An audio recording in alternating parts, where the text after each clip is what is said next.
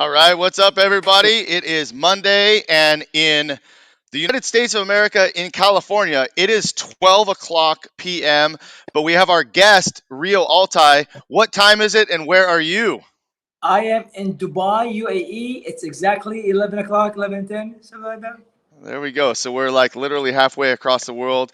And guys, thanks for joining us today. If you have any questions or if you're watching, please just make sure to drop a few comments or ask questions as we go along. For those of you that have been following the show for quite a while, I decided to start this podcast in an effort to bring some more positivity and just bring some good vibes to Facebook and social media in general. As we went through the last year, COVID kind of brought things to a different level, and there was a little bit of negativity. So that's why this whole video thing started, and I'm enjoying doing it. Rio Altaie and I have probably been friends longer than almost everybody I know, bar just a few friends. And we met at Tarzana Karate in 1991. I believe it was August. That's when I tested for my black belt. We probably met before that, but my first, this is always the story, right? My first, what's the word? My first impression of Rio Altaie, wearing an earring on the panel at Tarzana Karate, the only black belt that wore an earring, and I just thought, all right, I'm probably going to have something in common with this guy. So anyway, ever since then, we have been great friends, although he moved halfway across the world almost 20 years ago, I think, and we still keep in touch. So I'm excited to have you on the show today and introduce you to everybody that's watching. So welcome, Rio Altaie. Hello, sir. How are you? How's everyone? People in California, people in the States. My heart is still in California. My body might have left the U.S., but I bleed California. I bleed Lakers, purple and gold. I bleed martial arts. And despite being halfway around the world, I still know everything that happens in Jason and Jackie's life and their kids. One of the biggest blessings that I have in my life is social media, that I never lost touch with my friends. I still call Jason every single birthday. He still calls me every single Christmas. We still talk.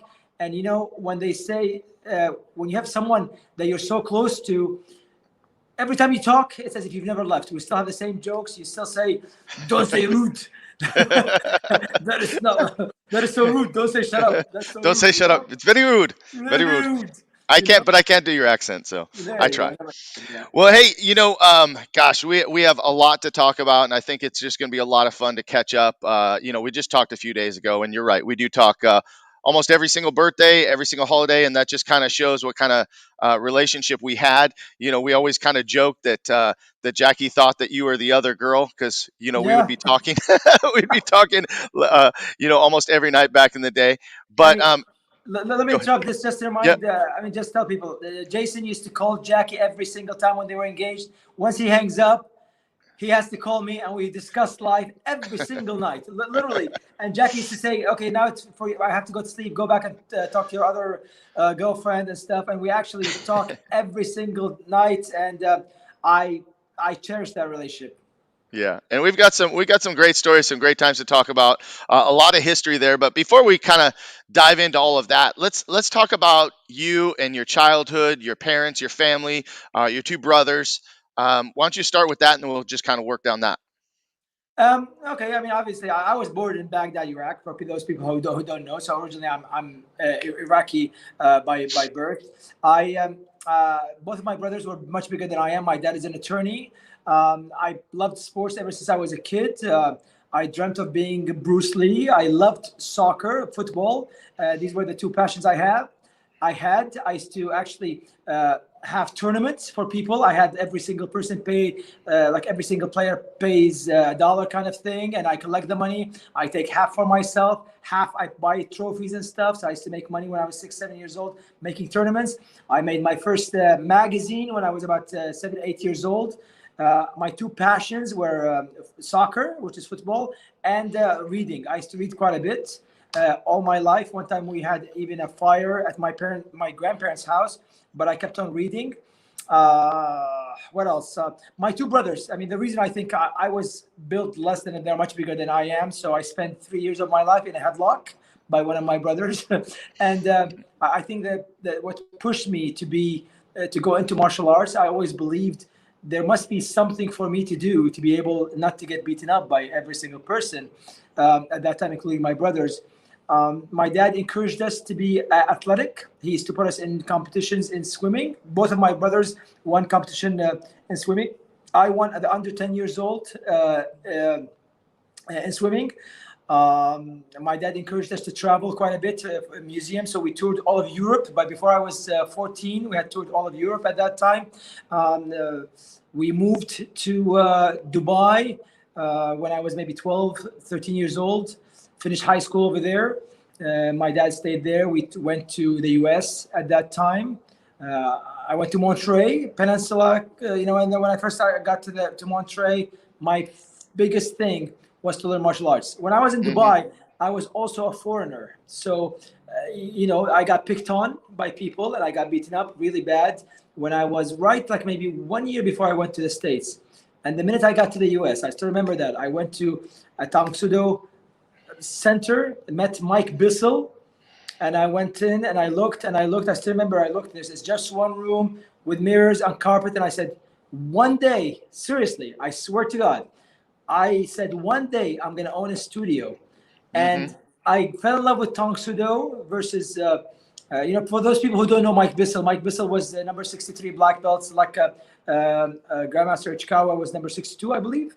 Like the numbers were very close. They know each other. Mr. Ichikawa was number 67 under the so Chuck he's Norris. 63. So they had the red belt test together. Actually, there's pictures that I posted before with Mike Bissell and Grandmaster Ichikawa same time doing the red belts. Also, if you want to know who Mike Bissell is, if you go and watch Enter the Dragon, the golf scene with Bobby Burbage fighting with John Saxon, is that his name? I think.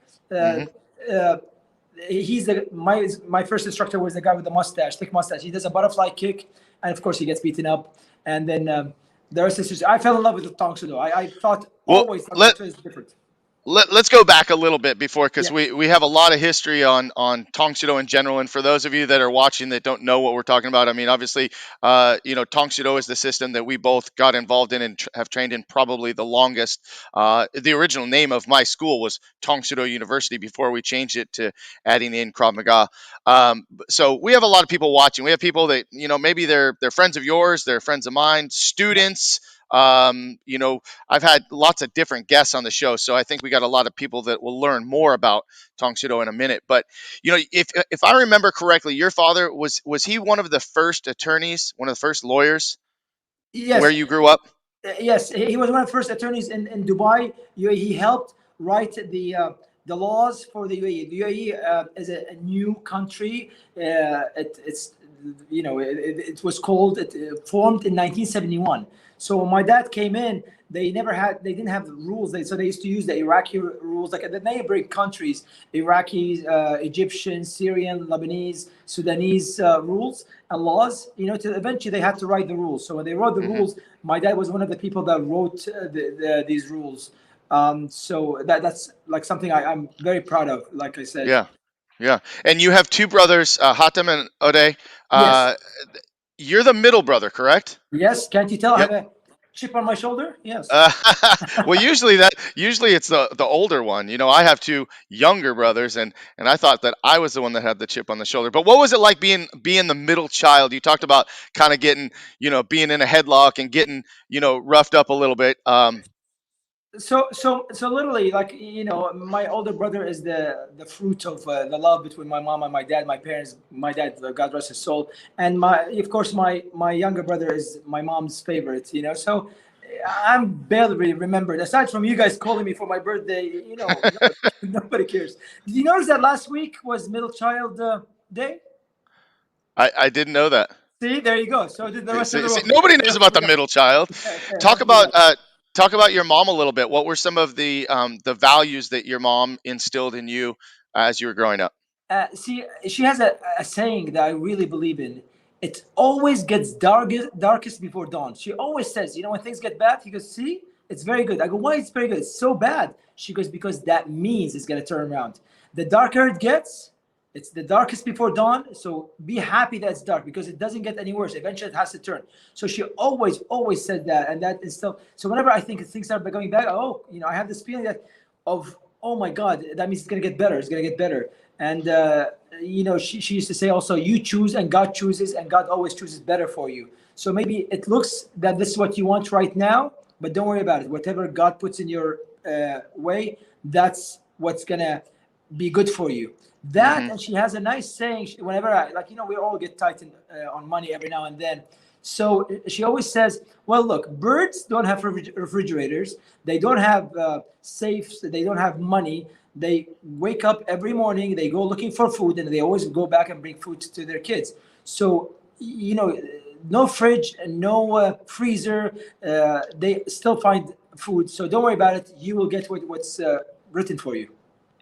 It's funny you mentioned about the things will get better after the darkness, right? And we're talking about like how COVID was for us. I mean, I don't know how it really affected you guys out there, but for us, it seems like there's been a lot of darkness, right? So it's kind of, I love hearing that because the darker it gets, hopefully we're moving to that other side, and I think we are. I hope we are, because it's just getting a little challenging for people. Jason, we talked during COVID. I mean, remember, I called you guys, I checked on you guys and stuff, and I told you, how are you guys coping? And I said, look, when we can't do it inside, we go outside. You're the one that taught me, Rio. Why don't you do online classes? I tried that. It didn't work as well for us, but Uh-huh. I said, everyone will get classes. We're going to keep in touch. And I kept on doing classes online. Conrad's one of those people as well that said, things will get better. And I honestly, this, I call you guys for advice. This is what's good about having people that been through bad experiences with you. I called you, asked for advice. I called Conrad, asked for advice. It's good for us to talk to each other, or to have talked to each other during those bad times, because if you Hmm. know that your friend is suffering, also, oh, okay, so I am not below others. I'm not doing so bad because everyone is suffering. So let's help each other. And you guys helped me with advice when I needed to, which I really appreciate. And we shoot ideas. Like I think we Sure. always shoot ideas at each other, and that's what's good about having good friends. Yeah, it's always gone back and forth that way, and that's again, like you said, that's what makes good friends, right? If I'm down, you're picking me up. If you're down, I'm picking you up. We pick each other up. I just wanted to give a shout out one more time. I threw this up there, but someone I haven't heard from or seen in a long time, Angel Berlanga, is watching from for Virginia. So You, what's up, Angel? Good to hear you from know, you. Hope you and your family are well, and of course, Jackie's watching. I knew she would be, and she said that your mom made you such a positive force. And Speaking of oh, Angel Berlanga, he came and visited me in the here. There's Conrad. Conrad's there again. One of the people that I actually seek his advice, and I still seek his advice whenever there's issues. But speaking of Angel Berlanga, he came to Dubai, and we took him around, and it was a blast. I had him come and teach a class, and eventually we presented him with our jiu-jitsu gis for him, and it was fun. It was so good to see him. Like, I don't right, think I've spoken to him, not even spoken to him in about right, 60. I left Los Angeles in about 19 years ago, 18 years ago. right, I left. right. So Yep. so he came in, and again we talked, had fun and stuff. And I always, when I tell you guys, you and Conrad, please come and visit. All expenses paid. Just pay for the ticket, of course. Yeah, one of these days, I keep saying that, but thank you, Angel. Gosh, that's you said it earlier, how social media can be a blessing. I mean, how many people do we get to keep in touch with by seeing what's going on social media? I mean, yes, there's the other side, the kind of negative, dark side, but there's also that positive side that we get to keep up. I mean, I feel like I see people or kind of know what's going on just based on that. So it's been kind of cool. And you've had a lot of stuff going on, which I can't wait to talk more about that. But one more thing I want to talk about before we move on is, what was it like to grow up in Iraq? I mean, I lived here, my entire life. And what was it like growing up in Iraq? I mean, look, I'm going to tell you something. People just looked at the negative side of things. But the very first university accepted by the West is Baghdad University. Most of the religions came out from the Abraham and stuff. The Assyrian, the Babylonians, the Assyrians. There's a lot of history Hmm. that goes long way over there. Unfortunately, it was betrayed in a bad way. Like, I'm going to tell you something. Aladdin happened to be in Baghdad. Sindbad happened to be in Baghdad.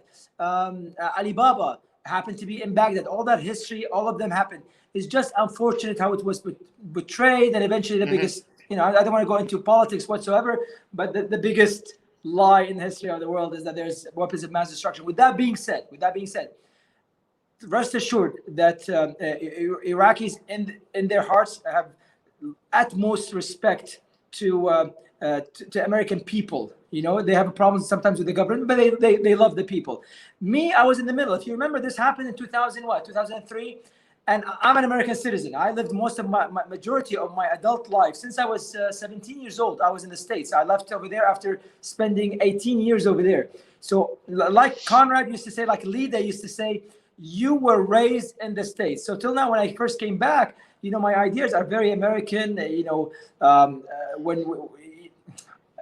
Little things like I still go down and try to pump my car with gas, and here they don't do that. Right. They look at you like, what's wrong with you? Little things that I carried on from being an American. Like, I hate for people to drop garbage on the floor. I am a firm believer. You don't ask someone how much you make.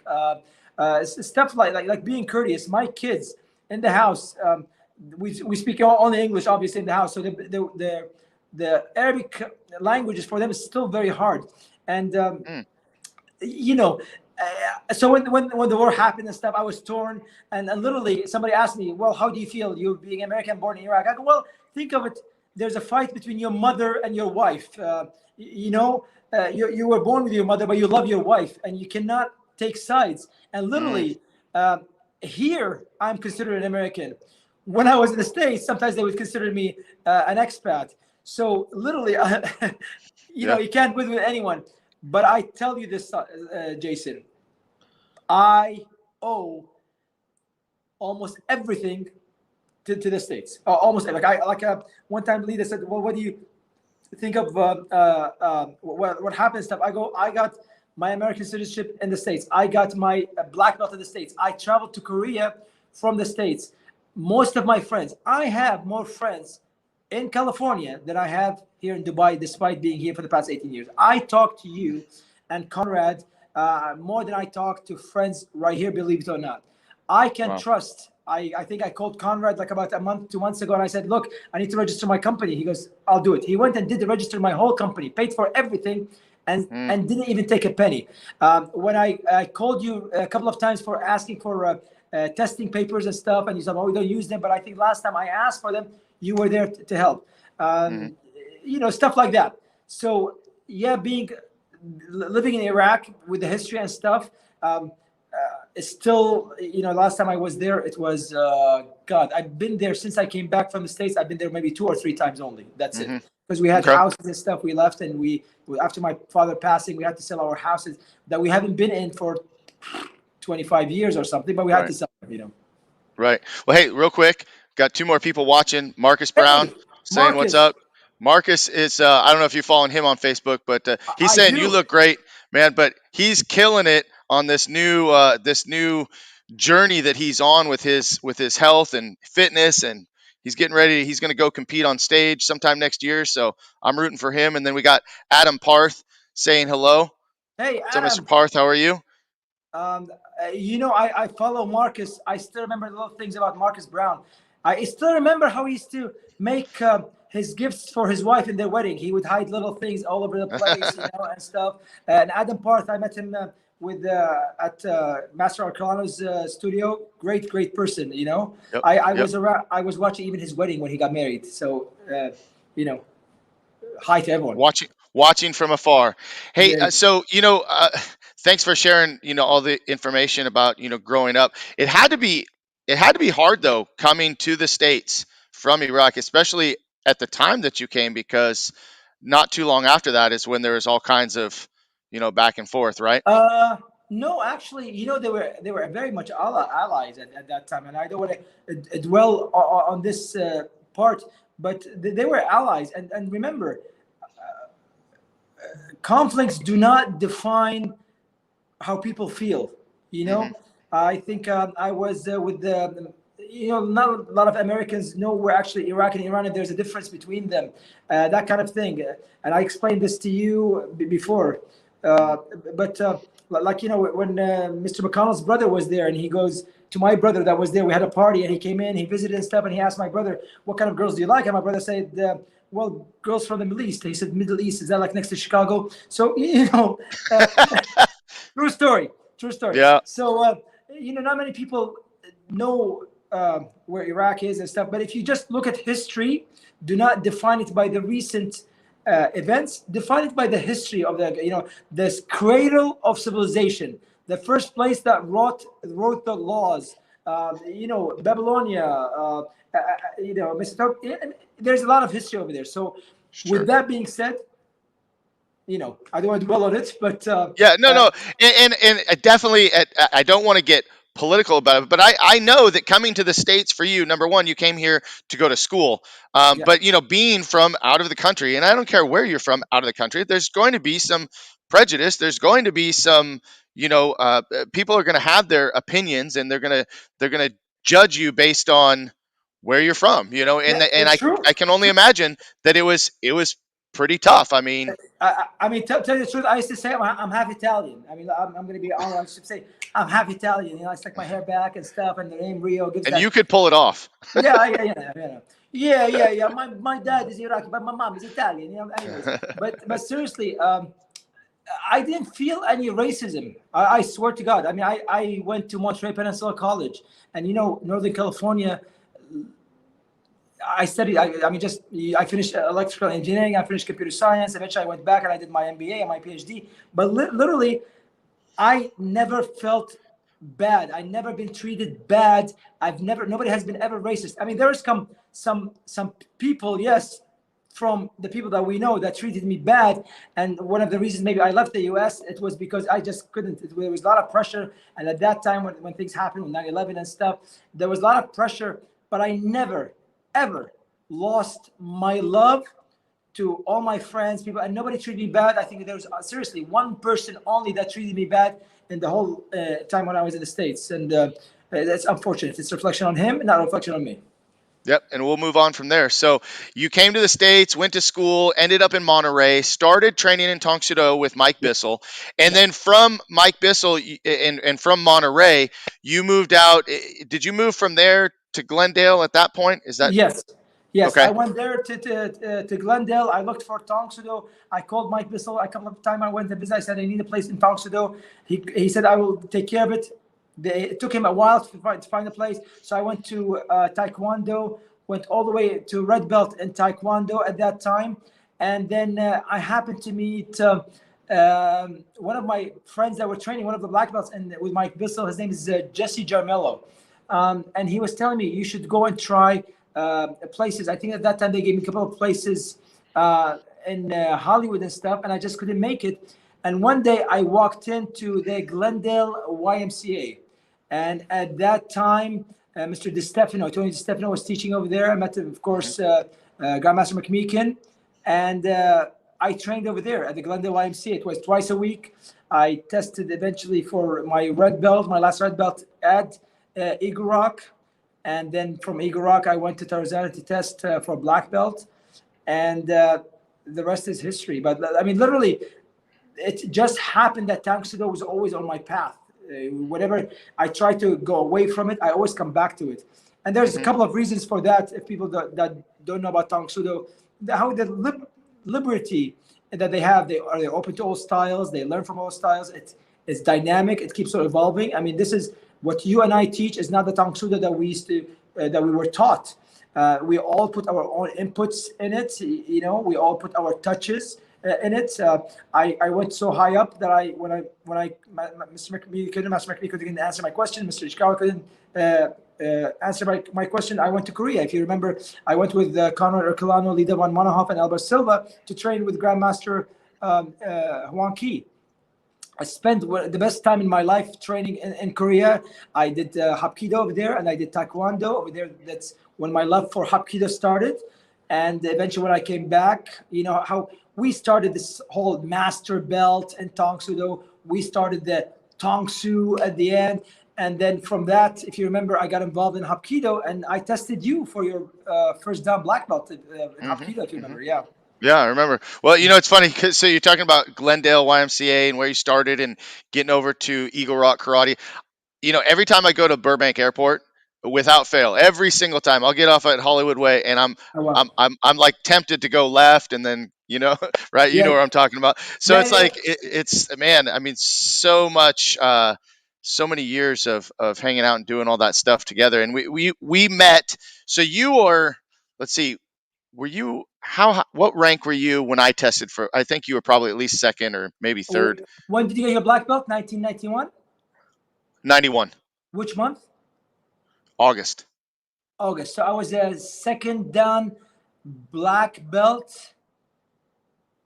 No, I was first done, and I tested instead of August. I tested 3 months late, so I must have tested November or February. I tested 3 months, or maybe February, Okay, 1992. I got my second done. got So it. that's when I right tested over there, and the Right. funny thing is how when you talk about my earring, I still remember seriously, being in awe. Look, I always have this thing say there are good people who are good in sparring, and there are people who are good in forms, and there are few people who are good in both. And you, my friend, were always good in both. I'm older than you, but I always thought that you possessed such fluidity for someone who is a bigger guy. You were very smooth. And if you remember, your nickname was Thumper, and my nickname was, what was my nickname? Do you remember? Why am I blanking? Oh my God, Bambi. Bam. Yeah. Ask Jackie. Jackie would remember this. That's Because hilarious. yeah, I we don't used know to. why I forget that. I don't even remember those nicknames. But hey, Yeah. Frankie says hey, he's watching. He said they did Tong Su when they were from Texas. That's a you know not only did you guys bring that back from Korea, but I've seen a lot of the Tong Su Do schools do that. True, true. And also, No, we brought it back. We brought it back to the federation. Mr. Aarons. Mr. Aarons was one of the first people. I still remember his fourth down test with the handcuffs. And by the way, I'm still in touch with him. And he says that when he saw me wearing an earring on the panel, he told me off. He said, "You shouldn't be wearing it." Actually, I remember Cindy McMeekin told me, "Don't wear earring." And I said, "Well, I'm not sparring, so why not?" But he just brought it up again. you always had that little bit of that little bit just Yeah. above. Yeah, so so that's where our relationship kind of started, is after I tested and I started training a little bit more at Thousand Oaks and Tarzana, and then I started going to the other schools. I came out to Eagle Rock, sparred with you guys a little bit, and we had a good thing going for a little while. Me, you, Conrad, we all got together, and eventually we're sponsored by ASE, and Yes. so we were the first and only, I think, team that ASE sponsored, and then we had the lower level, which happened to be one of Yes. my students, Ray Ramos, Kenny Hahn, and your brother Ode. Okay. Oh, Uh, there you so go. uh, yeah, so that was a fun time. We did a lot of tournaments back then. I don't know that we did really really well. I just remember having a couple No, really you good know what? matches. The team maybe didn't do as well, but individually, you and I, we used to fight all the time.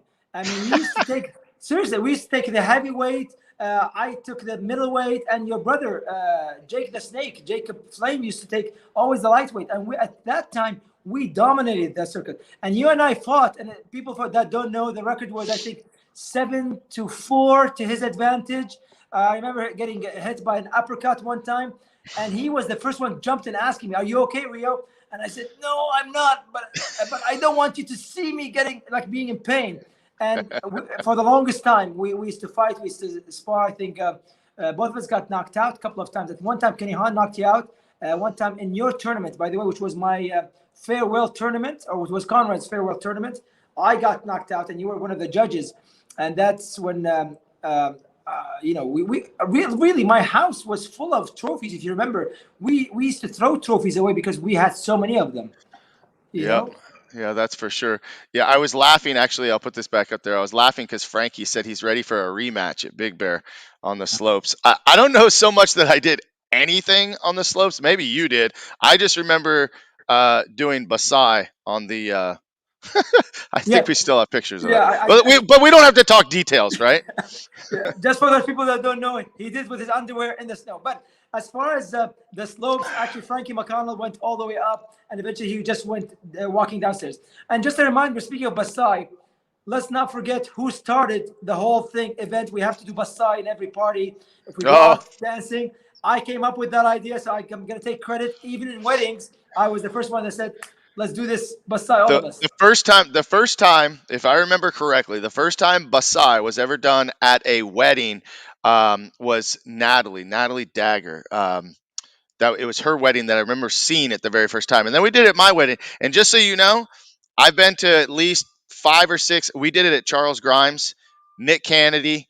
Oh, We've done it at so many weddings. Chris Johnson, my black belts. It's kind of like an in school tradition now that they have to do. Beside Jeffrey Vandenberg, I think we did it at his wedding.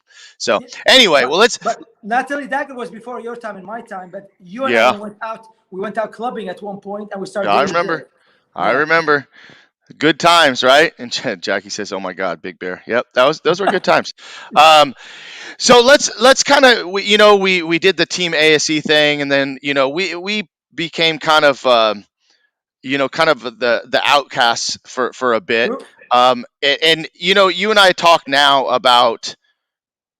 I remember sitting on panels and looking back now, I could laugh at it, but looking back now, I think we were probably the biggest jerks on any panel ever alive because we would literally look for ways that we would fail people. And now, 30 years later, that I'm the owner of my own school and you have your school. I mean, could you imagine dealing with people like us? It was terrible. I mean, we were I, just I, just I not super still. proud of it. So I mean, just give me your thoughts on Okay. So all of for that. those people who don't know, the term jerks fits us. If you looked at the Tang Soo Do panel dictionary of jerks, there are two people who are their hair is full of gel, earrings, sitting in the back. Jason, how many do you have failed? Oh, I have 6. Really? I have only 5. Who did you fail that I didn't fail? Literally, we used to be very, very bad at this. And I'll tell you what, someone once told me that, but if you are good enough, you would pass by every single person. Now we're more compassionate because now we know that we're not all built the same. You cannot ask a turtle to climb the tree as fast as a monkey. The test one uh, stroke of a brush. You cannot dictate. Everyone has their own ability. And for us now, we understand that you have to be the best that you can be, not the best there is.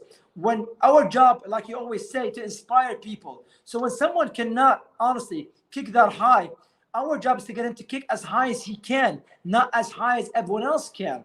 And it took us time to understand that. Maybe becoming parents helped, becoming more immature. But our job now is to actually get the best out of people. You know, when they talk about Mamba mentality, Kobe Bryant, God rest his soul, when he said, whatever you do, try to do more. Get the best version of yourself. And that's what we lost sight of. We had Hmm. standards that we wanted everyone to get by, and that was wrong. We should have had everyone perform to the best of their ability. And we know that's the most we can get out of them, then we've done our job. At that time, we were young. So whoever we failed, my apologies, really. It was done, and it was malice, Let, really. let, let, let's just call it what it is. Our egos were bigger than they needed to be. And I think you're right, 100%. My kids becoming a parent totally and completely changed my, I've said it on several interviews. All the parents that told me you'll see when you have kids, True. they're 100% right. I was looking for through totally different eyes. We had this whole mentality of there was a bar, and if you didn't reach that bar, that just you didn't cut it. And the reality is that everybody kind of sets their own bar, and we're just trying to help them continue to elevate that bar. That's really our job. So uh, Adam Parr says, you cannot expect the turtle to climb the tree as fast as a monkey. I've got to share that with my students. Yeah, good stuff. Hmm. See, we're getting new comments for school owners to use in their school. Use the good ones, guys. Use the good ones. Um, so after being here for a bit, you were here 18 years, right? Yes. and you decided to move back to Dubai. What really made that? I remember that was a tough choice for you. Yeah. Why did you want to go back? My dad was getting older, Jason. You know, even after I came back from, like I remember Cecil People. You know, I still very much in touch with Mr. People. Mr. People. You know, he asked me, Rio, why do you want to go back? And I said, I have to spend time with my dad. I don't know how long he would live after that, but I spent my majority from when I was a teenager till I'm an adult away from my dad. I need to spend time with him. Sure enough, when I came back, I think he passed away 6 years after I came back. So I had to spend those 6 years, and I was so glad that I did. You know, when people tell me, but you lost all your friends, 100%. You lost, you know, at that time I was involved with a person dear to me. And I stopped seeing her. And you know who it is? One of my best friends, Eliza Hall, God rest her soul, was one of my dearest friends at that time. You guys, you know, you were such good friends to me. You know, I've never really needed something. You guys were my family, and I always say that, family away from my family. Haas Tardatian, Mr. Tardatian, Cedric and Haas, they were very good families to me. Whenever I needed something, I was surrounded by good people, which is something I'm very proud of. But my dad is my dad. You have only one father in this world. You have only one mother in this world. And by the way, your mom and your dad wished me happy birthday. So, you know, I to them, really. Nice. So, you know, when I came back, I never regretted coming back.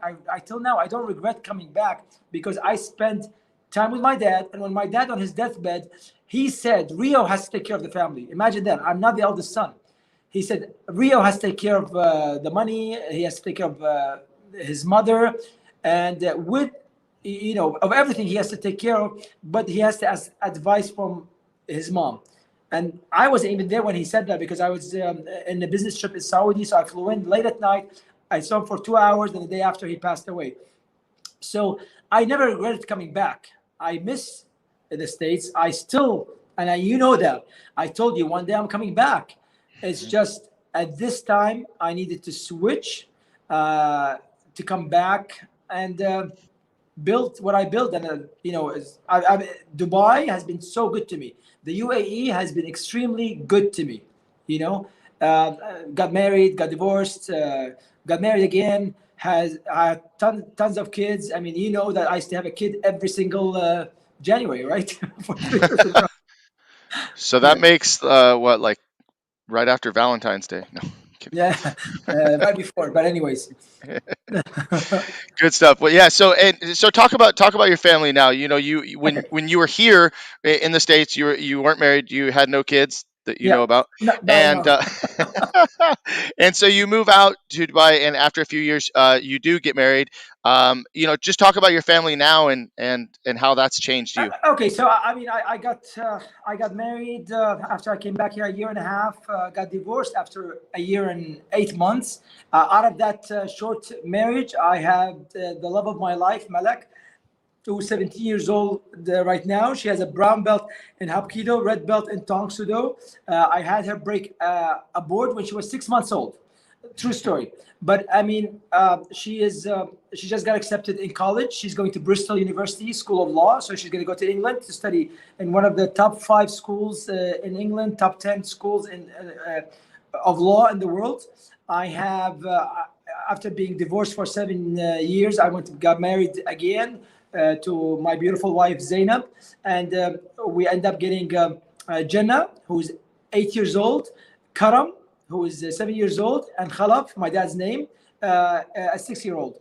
And they're all different personalities. They fight with each other. They love with each other. I'm one of those people that love big families. I mean, I seriously, if it wasn't for the fact that my wife said, one more child, I want a divorce.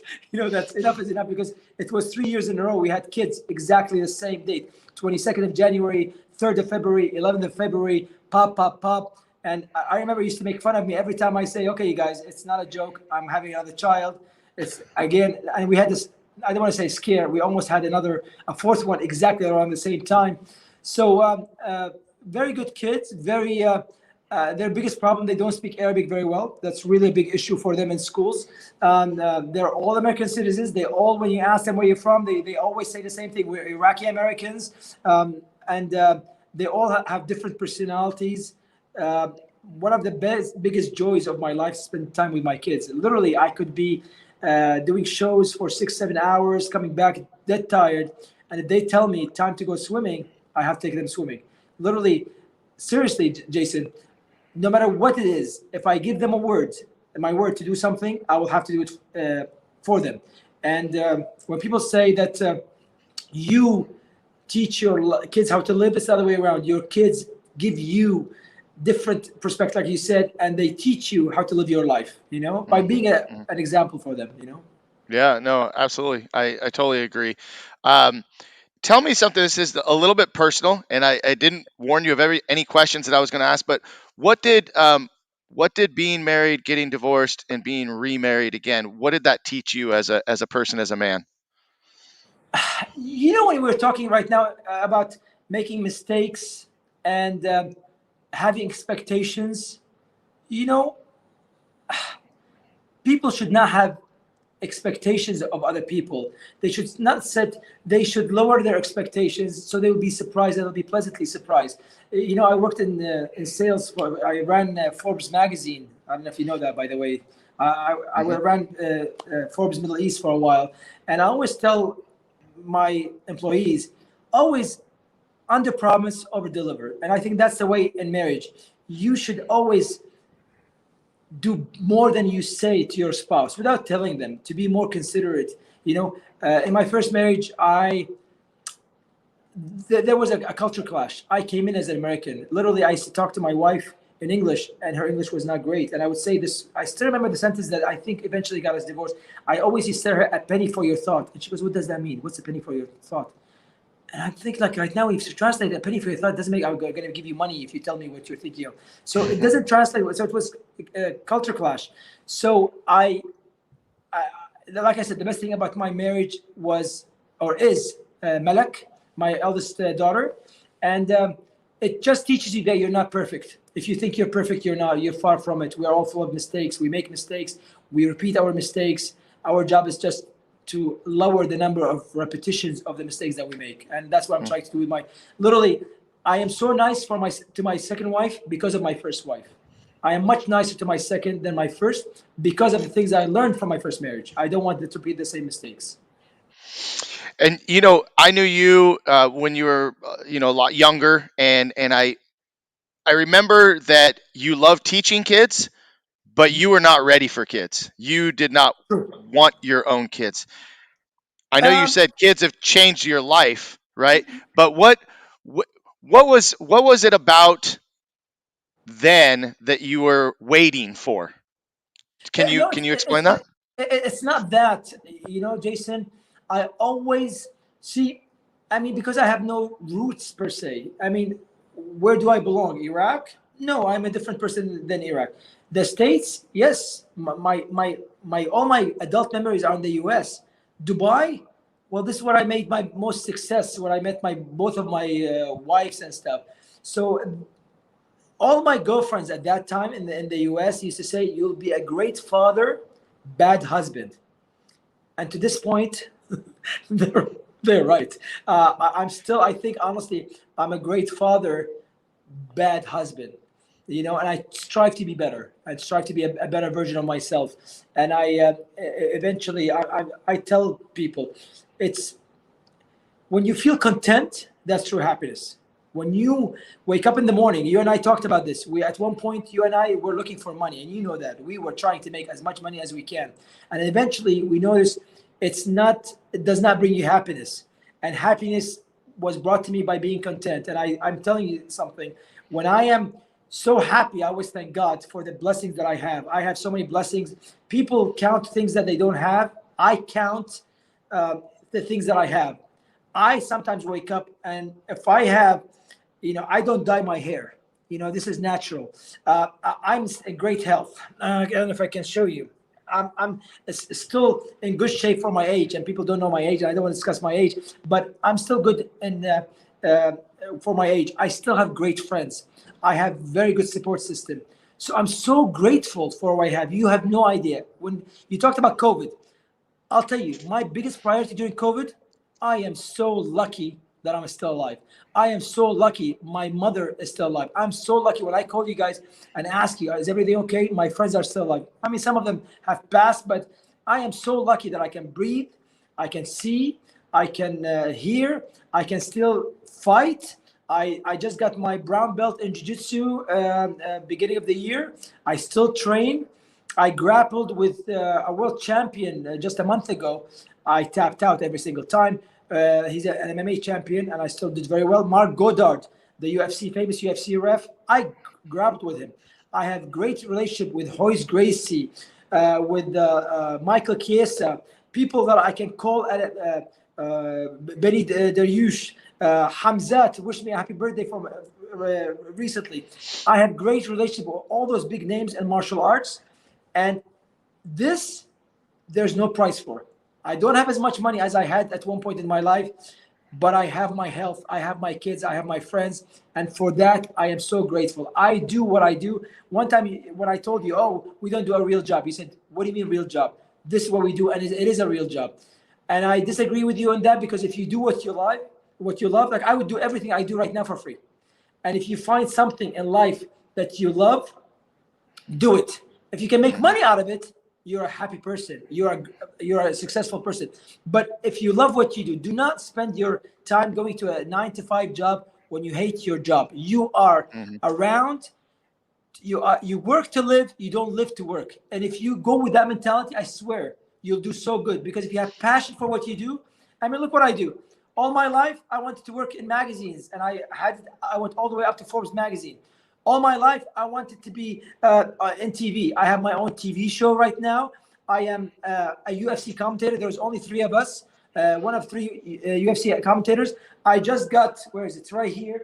Best fight commentator, because I'm the only one that does Arabic and English commentary. I just got certified by IMMAF, being a national referee. That means I can referee anywhere in the world as a judge, not as a referee. I failed that part. There's only 5 of us out of 21 people that went under Marc Goddard and did it. I'm an ABC certified. I still love doing Hapkido, Jiu-Jitsu, Tang Soo Do. I have my health. I have my friends. You know, I don't know when the end will come, but if I die tomorrow and I write something on my obituary that I lived my life the way I wanted it to be, nobody forced me to do anything that I didn't want to do. And when they tried to, I shied away. I moved on. Well, you know, this is a conversation that I've been having with my daughter lately, and my son. I mean, they're 19 and 16. My daughter's, you know, finishing up her second year in college, and you know, she's still kind of undecided as far as what she wants to do as far as a career. And I said, look, I said, do just like you said, do what you love to do, and if you get paid for it, you're gonna be so much happier. I said, because you can have a job that you get paid really well for, and if you don't love it, you're just gonna resent it every day of your life. And I've always thought, like, I've never had any other career. I've always only taught martial arts, or been in the martial arts business consulting, or everything in that I've done outside of martial arts is because of the martial arts. We're so lucky, you know, and you have Frankie, and you got Adam and Conrad and all these people that are agreeing and hearing this and saying, you know, it's not really a job when you love it. I mean, I tell my staff members, my team, I'm like, please don't call me your boss, because I don't like being the boss. I like to be on a team, and please don't ever say you have to go to work or go to a job, because you don't have to. You get to. There's a huge difference between you get to go teach martial arts today and you have to teach it. If you have to teach it, I don't know if it's the right thing for you. You got to want to do it and love to do it. So I agree, and I'm just trying to relay that to my daughter. You know, go out and Okay. find something I, you love. and just if you remember, Jason, you and I and Jackie were sitting and talking whether you should finish college or not. If you remember this conversation, and I said, remember, it was late at night, and I said, Jason, finish college no matter what, not because of anything, but just be a college graduate. If you remember that, and Jackie said yes. Jackie graduated from Northridge, if I remember, Uh and huh. you graduated from Moore Park I College, did. right? Yep. I just So did a 2 year I, degree. I remember insisting on you. If you remember this, I don't know if you remember that day, but I insisted. I go, Jason, just get your college degree and do whatever you want. He said, but I'm not gonna use it. And I said, just it's okay. It gives you more options. It gives you more. It opens more doors. And that's when Jackie fell in love with me and told me, Rio, hallelujah, you're the greatest guy after And life. you know what? And I didn't listen because No, I never finished. I went to CSUN for like 6 weeks and bailed out. But you know what you just said is and I'm reiterating that to my kids. You know, you have more options. I want my kids to go to school because you have more options. You'll have more opportunity. You know, not just because of the degree, but because you finish something, because you have something that you can, you know, somewhat fall back on. I mean, I really don't have. I never really had going into teaching martial arts. I didn't have a fallback plan. I never did. And I think that's what's driven me to do as well as I have is the fact that I didn't have a lifeboat. I didn't have a life jacket. It was sink or swim. And thank God I made it. but hold on, you finished your AA. I remember that. I remember. AA, I mean, AA's 2 year degree. It's Yeah, but it's yes. still. But I swear to you, I finished Montreal Provincial College. I have my AA, and it's always finish a college, even if it's 2 years college. It doesn't matter. You're a Right. college graduate, and that's no. Come on, I want to take credit for that. So no, you're a college graduate. Just don't. I listened halfway. I listened halfway. Well, hey, we're gonna be closing in about 10 minutes, so I want to jump ahead because you've had some great success while you've been in Dubai. You mentioned becoming a commentator and having your TV show. Talk a little bit about your new TV show. I know you just shot some shot today. You had some Yes. video you're doing Yeah, I just today, came and back. then Yeah. you're commentating for UFC Arabia, correct? Yes, that's true. So, I mean, we're directly with UFC, but because UFC has like a, depending, like if they go to Mexico or Spain, they have to. It has to be in Portuguese or Spanish. If they French, they have like UFC France, UFC Europe, that kind of thing. So UFC Arabia is part of it, and because Abu Dhabi right now is the new MMA capital of the world, because when everything closed, they had Fight Island. So I'll tell you how it started with this. They asked me to be. There was a tournament called DFC Dubai Fighting Challenge, a fighting championship, and they asked me to be a referee. I mean, judge. Sorry, not referee. A judge, one of the three judges. And I said I don't want to do it. And my friend Tam Khan, who right now just broke records in doing something for influencers boxing, social knockout, which he has influenced box each other. And that, by the way, this makes millions, just for you to know. Anyways, so he said, I want you as a judge. And I said, no, I want to do a commentary. He goes, Rio, I already have a commentator. I go, good, now you have both. He goes, I'm serious. Do you have any experience in doing commentary? I go, never, not a day in my life. He goes, so I want to be a judge. I go, you want me? He said, yes. I go, I can be only a commentator. He gave me the opportunity to do a commentary. And I still remember my first day, I'm sitting down, and the other commentator who's done it before knows what he's doing. He came in late, and they asked me to talk, and I go, I don't even have any papers, nothing. So I remember, like, they had to reshoot. It was not live. They had to reshoot the first two fights because I didn't know what to say because the guy was late. So I'm like, oh, okay, they're fighting and stuff. And look where that got me. This little pushing, wanting to be successful with this. And I sucked the first couple of times. My jokes, you know, my jokes, they're mainly physical comedy, you know? And so I insisted on being there. So I did it. It was in English, of course. I did 4 of them.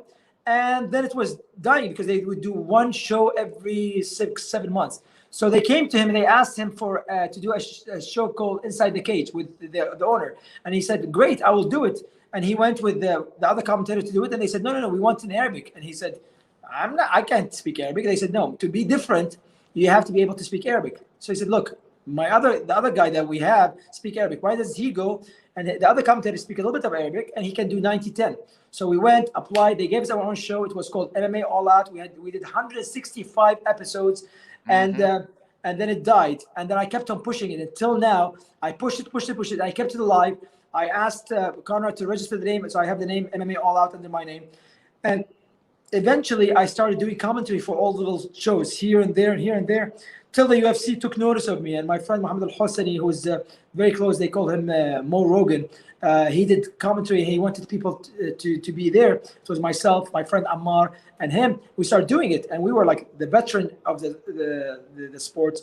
I had the very first place that brought jiu-jitsu to Dubai, the very first place that brought MMA to Dubai. And now, right now, we're the oldest, again, the oldest martial arts school in Dubai, just like the oldest martial arts with Tarzan karate. And that's it. The rest is history. Right now, they just gave us a contract for a show called Fight City, 1-hour show, only for the UFC.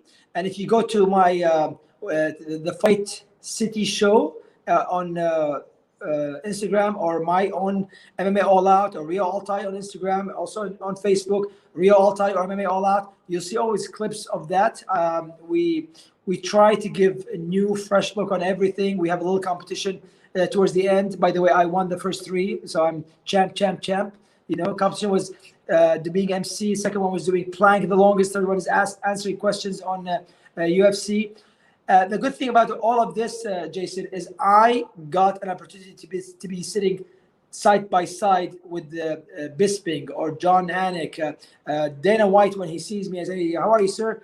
He treats me really well. He knows me by name. Fighters know who Rio is. I've always been, I mean, you know me.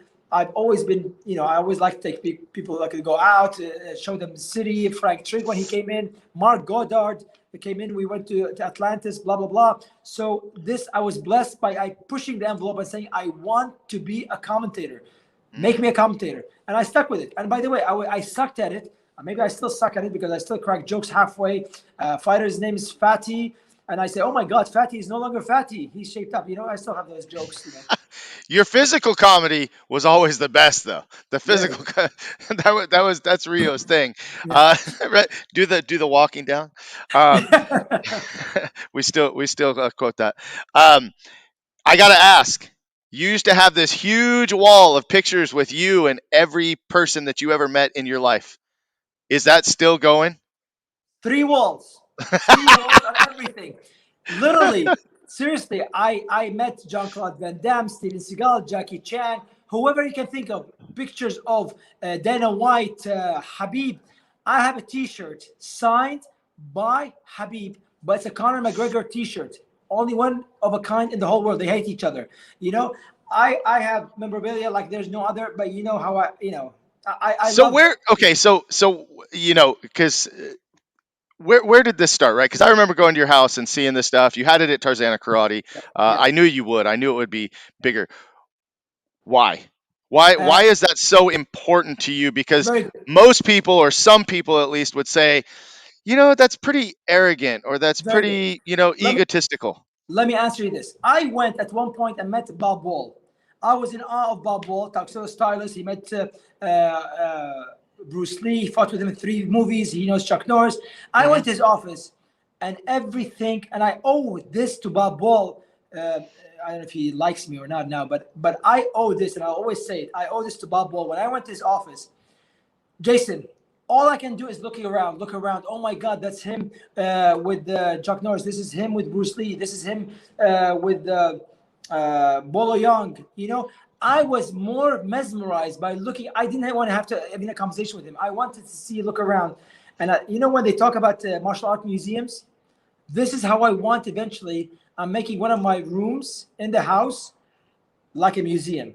Hmm. Literally everything is on the wall, all the signatures. Now I make point of having everyone sign something for me, a book, a glove, basketball, something, and I have them. I'm going to have them all around, and I'm going to show you pictures when you come into my house, hopefully soon. So this is your history. You can sum up. You can say I met a lot of people. I had a lot of experiences. I had a lot of friends. By the way, your picture. You have 3 pictures on my wall, just for you to know. True story. And when you walk around and see like Cobra Kai, recently Cobra Kai came back. You know who I have picture with? The person that looks just like you. Hmm. You know, what's his Billy name? Zabka, Billy Johnny Zabka. Lawrence. Yep. Exactly there. When it came back, people said, "Oh my God, isn't this from Cobra Kai?" I go, "No, this is from Karate Kid. My days it was scary." So literally, it attracts people. It gives them history. I used to do this in Tarzana Karate. I put it on the outside, window. So when people go, "Oh my God, he met this, and this, and that," even though when I met Don Inosanto, he used to say, taking a picture with someone doesn't mean that you have his experience or you're going to be him. But in my opinion, you have touched part of history. You know, there's a rule called the 6-degree separation. Mention anyone right now in the world, Jason, anyone in the world. I can relate you to him in 6 steps, 6 people between you. If you choose any name right now, any name, come up with, Hmm. I can name 6, less than 6 people that you can meet. Right. I met Bill Clinton. I met Madeleine Albright. It's been quite a journey. But putting this without me telling, when they see those pictures, they can relate, and that 6 degree of separation gets to be realistic. And I put this about 2 years ago on during COVID times. I said, mention any name you want, and I can relate you to them through me. 6 people you can get to them. Well, I always thought it was kind of cool. I think it's kind of neat. Facebook is now our new picture wall, so Yeah. it's kind of neat. There's a lot of people that you know.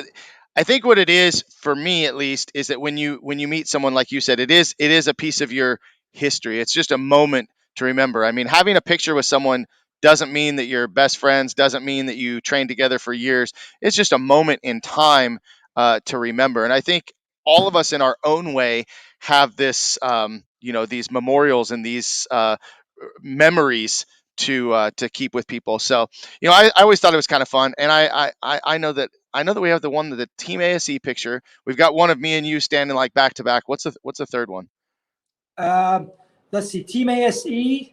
I think there's one of us just standing. I took it from you when I used to. People don't know this, but I used to go into your place. I taught Right, for you a couple of times, and I used to right. wear white belt sometimes just to be cool. But let me ask you this, Jason. What's your best memory of me? Oh wow, best memory of Rio. Um, Gosh, I have a lot of really good ones. Um, I would say our team ASE days were probably my favorite memories because we got to train together, and like it gave us a reason that and we all loved, me, you, Conrad, we loved martial arts. We loved doing what we're doing. Again, I don't know that we were like the greatest team or the best fighters on the circuit, but the memories of that time training together, having fun, it kind of brought us together that much more. Big Bear was definitely another one. But I mean, I can't tell you how many times that we would just spend at your house. I mean, Jackie and I would come up and we'd have these long conversations, just long, deep conversations. So So something you don't know about me. My favorite memory of you has nothing to do with any of these things. We had a tournament. Um, we're driving back, just you and I, and one of Mark Cox's students. He said, raise his hand, and everyone knows unfortunately my relationship with Mark Cox is not very well. I tried to patch it up, but anyways, that's not our thing. But I remember one of his students saying, "Born to win," like this, and then he froze because nobody responded. And I remember turning around to him, and again, he was not one of my students and not one of my favorite instructors. But I said, "Look, whatever your instructor told you, be very proud of it, and don't worry about whatever else anybody thinks. Just say it and say it proud." And he said it again, "Born to win." If you remember, that was their logo, "Born to win." So we get into the car, and you and still I, is. and you were next to me, and you were saying, "Rio, I want to tell you something." I go, "What?" He goes, you said, Rio, that was really cool. I go, what are you talking about? He goes, there was one kid, I'm passing by. It was your tournament, by the way, and he said, you told him, no matter what it is, say it and be proud of it. And he goes, and the kid did it. And you said, knowing what I know about you and having Mark difficulties being friends, and you made his students feel proud of what he says, makes me respect you a lot. Until now, that one sentence stuck by my head. I Hmm, go, look, I impressed one of my best friends who should know me inside and out, and I still had the chance to impress him. Until now, that sentence, you and I in the car, is stuck in my head. That's my best nice. memory of you. Good to know. Good to know. Well, I'm always kind of a fan of doing what is right, regardless of who's watching or what outside influences. We got a lot of stuff going on right here, in California right now that describes that to a T.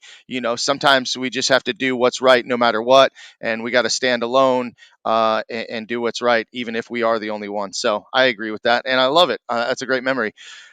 We're over the 1 hour mark, and I usually like to keep it at that. And I mean, wow, we've had a ton of comments and a lot of engagement with some old friends. So great to catch up on that. I'll look forward to our next conversation. They're not always as long as we would like, but when you call Dubai, it's not the cheapest phone call either. So, so we keep our calls pretty short and quick, but we will have plenty more. I just want to thank you for being on here and taking the time to just tell us your story. And I hope that people are motivated or inspired. Having gone to Dubai, to the States, back to Dubai, going from being a martial artist to now commentating for the UFC and your own TV show. I think that that's super cool.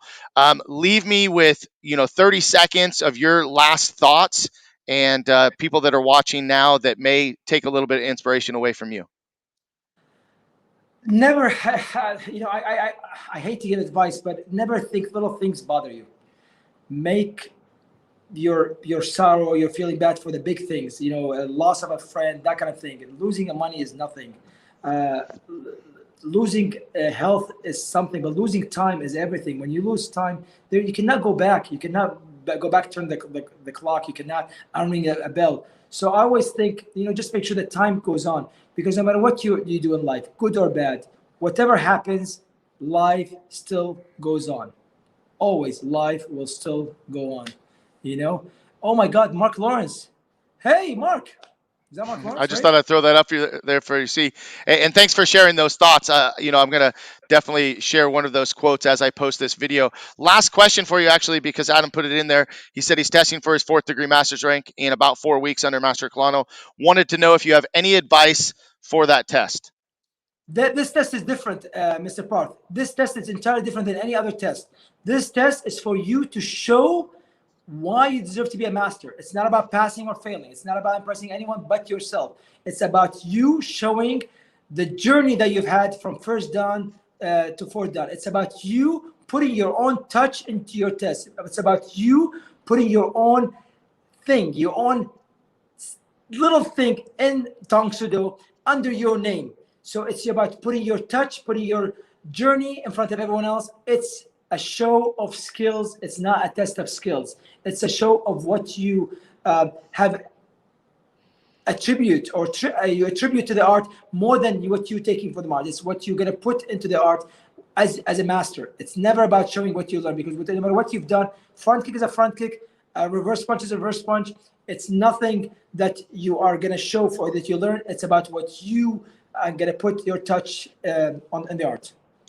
Yeah, I agree with it. Everybody that I've ever talked to or asked, or anytime the topic of becoming a 4th degree, or in our system, what would be considered master is, it's all about that. What do you add to the art? What do you give? And uh, I remember Damon Aaron's his test. He had the handcuffs, and Handcuff. Yeah. everybody's had their own thing. What was your thing when you tested for 4th degree? Oh my God, I had about 6, 7 things. Just for people to know, I'm going to go real quick. I trained with Jason about grappling, and I beat him.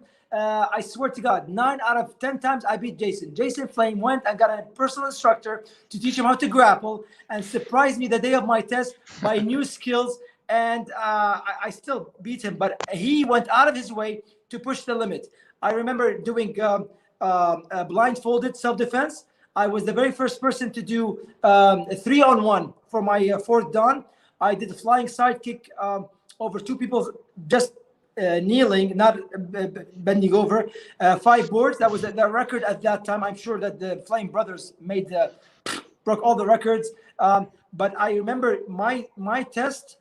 I did it twice. I did one in front of just the masters, Master Wing, Master Arcolano, Master Ichikawa, and Master McMeekin, just a test private. And I did all my forms from Ilbu all the way up. And when I did my test, it was one of the first tests that was, I brought Ray Doss, I brought Don the Dragon Wilson, I brought Cesar Peoples.